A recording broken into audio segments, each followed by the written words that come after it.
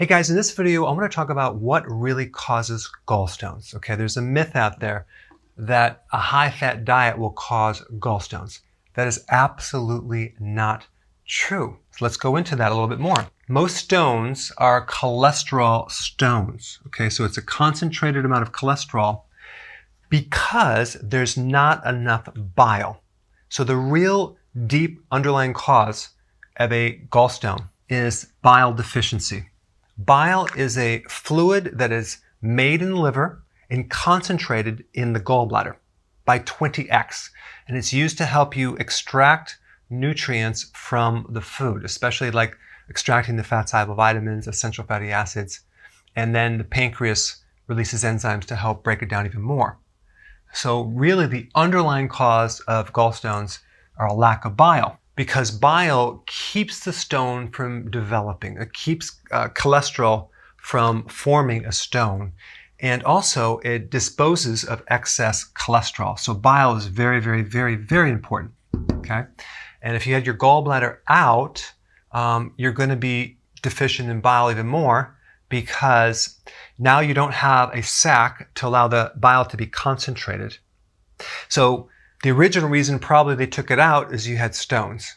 And now they take it out, and now we have a deficiency of bile even more. It trickles down. So you might switch the problem from a stone to another problem of a lack of absorption of fat-soluble vitamins or omega-3 fatty acids or an essential fat called DHA, which is good for your brain and your heart. So it's hard to pull all those in. So without bile, it's like washing your hands without soap. Now, let me talk about things that can trigger the loss or deficiency of bile.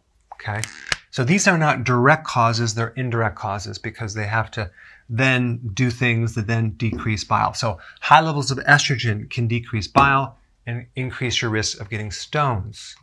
From hormone replacement therapy, birth control, being pregnant, all of these actions can increase your chance of getting a stone because it depletes bile.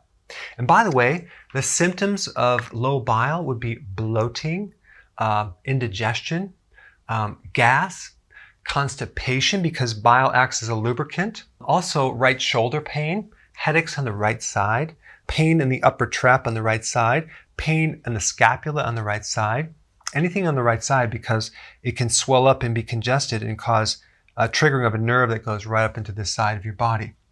I put some links down below for more information about that. High levels of cortisol can also deplete your bile. Cortisol is a stress hormone, so stress can increase your risk of stones because it decreases bile. And that can also include medication type cortisol like prednisone, for example, because one of the side effects is it increases your chance of getting a stone. This is a biggie. Increase of insulin can deplete your bile. I mean, a lot of people have too much insulin, probably 60 to 70% of the population. So the thing that triggers insulin is, of course, the carbs, frequent eating. But here's one point I want to bring up. When you combine carbs or bread or pasta with protein, or carbs, sugar with fat, you greatly exaggerate the release of insulin. So if you're doing a high-fat diet with a high-sugar diet, in many of the experiments they do with mice, and they're calling it a high-fat diet when really it's a high-sugar and a high-fat diet, but they don't tell you that, you're going to find that probably you're going to find problems with gallstones or a lot of other side effects. But the point is, higher amounts of fat with low sugar, low carb, it's totally safe.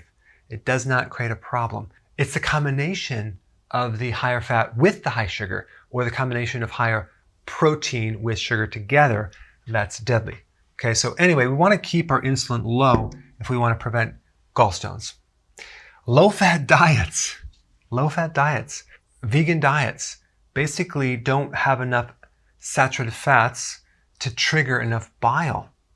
So this is interesting because people think that it's the fat that causes the problem, but saturated fats is the thing that triggers the release of bile. You need saturated fats.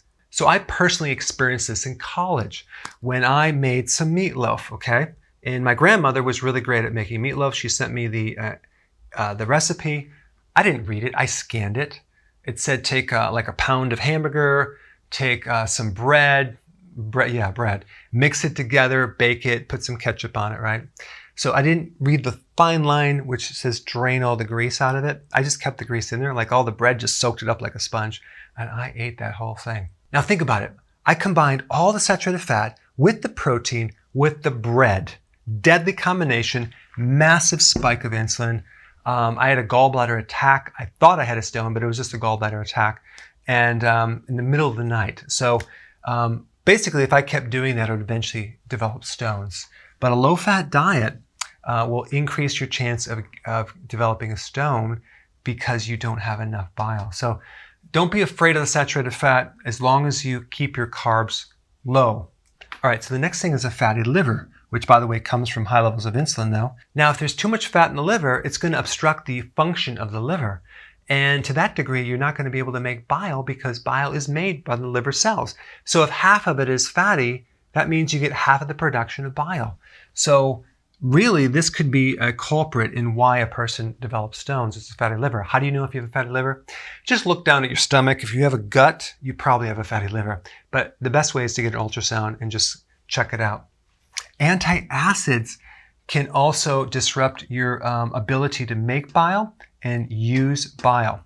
And so what happens is the reason why you need to take antacids in the first place is you don't have enough acid. Now, if this sounds strange for you, watch the video down below on an acidic stomach, because what causes that is low stomach acids. I know, sounds strange, but what happens when you don't have enough stomach acid, what happens, the valve doesn't close and the acid comes up. If you have enough acid in your stomach, the valve closes nicely and you don't feel the acid reflux. So the fact that you need antacids tells me that you don't have enough stomach acid. And stomach acid is one of the triggers for the bile to release from the gallbladder, okay? So anyway, if you don't have enough of that trigger coming from the stomach, this can actually really create a dysfunctional gallbladder and create a whole series of problems, a chain reaction that occurs just because the stomach pH is not correct. And one last thing, if you're not consuming enough vegetables, you're not going to be able to feed your microbes in your large intestine the food that they need to help manifest the quantities of microbes that you need to help recycle bile. So 90% or 95% of all the bile is recycled, and a big portion of that is done by the friendly microbes in your gut.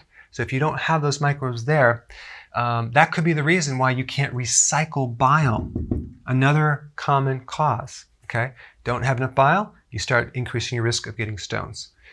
All right, anyway, I hope this helped you understand what's really behind the stones, and put your comments down below. I'm curious what you think about this. So I want to know about what you think about this video. So please comment below and tell me what you think.